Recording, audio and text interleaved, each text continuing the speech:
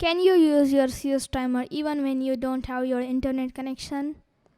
Yes, but you need Mozilla Firefox. You can use your csTimer even when you don't have your internet connection. You can see here I have not connected to the Wi-Fi here, so I will just quickly open Mozilla Firefox and I will type csTimer.net.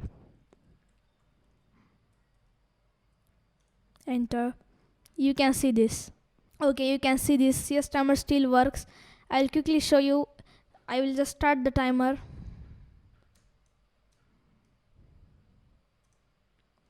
I will once again do the same thing.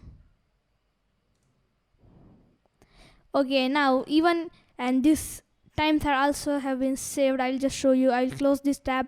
I will open new tab. I will type csTimer.net and you can still see those timings. So you can use it, but you cannot use this feature in Google Chrome. I will show you. It doesn't work. I don't know why. Okay, I don't know why I opened this Google Chrome, and if you type here csTimer.net, it won't work. But here you can do one thing. You can play this game here.